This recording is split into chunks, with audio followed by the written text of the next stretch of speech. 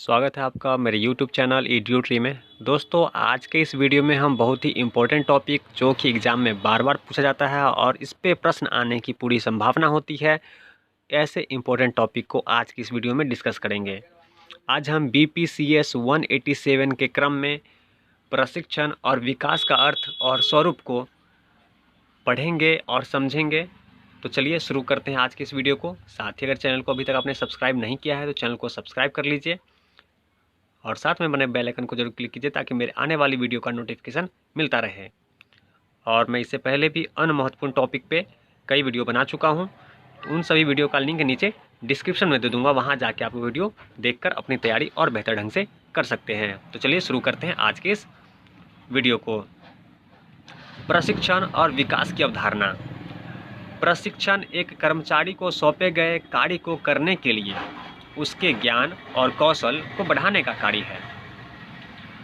प्रशिक्षण किसी भी कर्मचारी को इसलिए दिया जाता है ताकि उसके ज्ञान में वृद्धि हो, उसके कौशल में वृद्धि हो, ताकि उसे जो कार्य दिया गया है उसे वह सुचारू रूप से कर सके।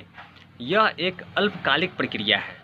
प्रशिक्षण जो है वह हो सकता है कुछ घंटों या कुछ दिनों के लिए हो, अतः हम कह सकते हैं कि जो प्रशिक्षण है वह एक अल्पकालिक प्रक्रिया है।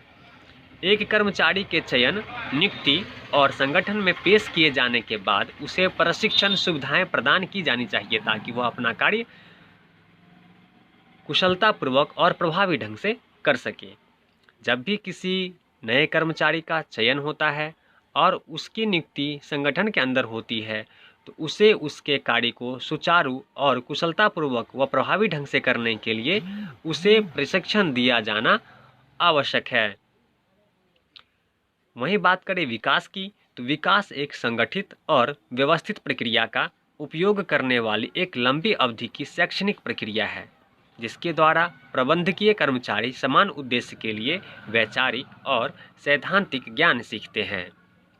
विकास जो है वह एक संगठित और व्यवस्थित प्रक्रिया है और यह, जैसा कि हमने प्रशिक्षण के बारे में पढ़ा, वह एक अल्पकालिक प्रक्रिया थी, पर विकास जो है वह एक लंबी अवधि की शैक्षणिक प्रक्रिया है जिसके द्वारा जो है संगठन के प्रबंध कार्य को देखने वाले कर्मचारी अपने समान उद्देश्य के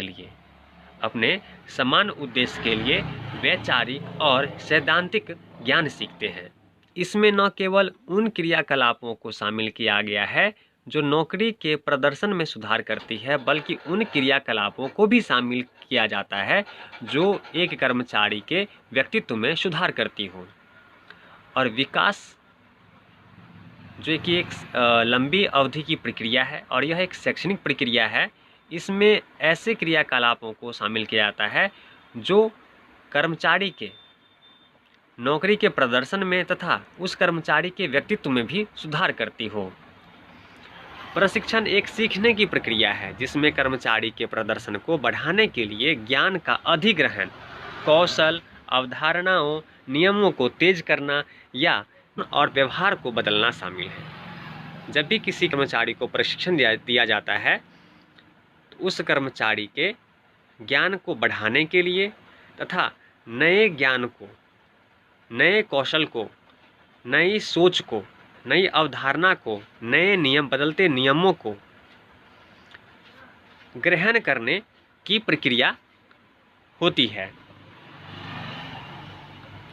प्रशिक्षण जानता है कि जीवन में हम क्या चाहते हैं, उस तक कैसे पहुंच सकते हैं।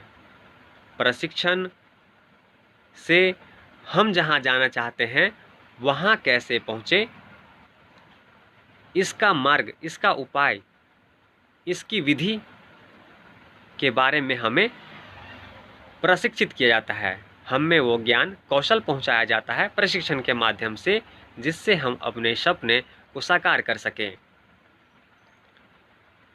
प्रशिक्षण एक प्रकार का ज्ञान है जिसे प्राप्त करने के बाद हम जो चाहते हैं उस तक हम पहुंच सकते हैं।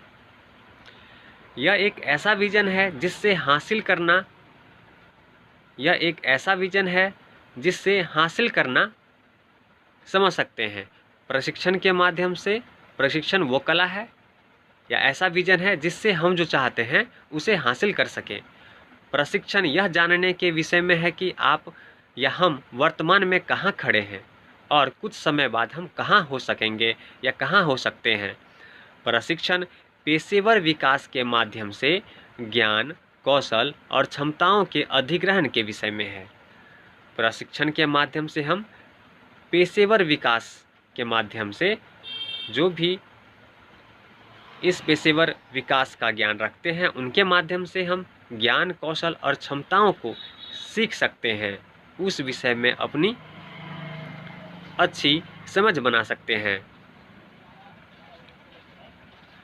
वहीं हम देखें, विकास एक संबंधित प्रक्रिया है जिसमें, अब हम विकास की बात कर रहे हैं, विकास एक संबंधित प्रक्रिया है जिसमें न केवल उन क्रियाकलापों को शामिल किया जाता है जो नौकरी के प्रदर्शन में सुधार करती है, बल्कि वे भी जो व्यक्तित्व विकास, प्रगति और उनकी संभावित क्षमता की प्राप्ति के विषय में बताती है।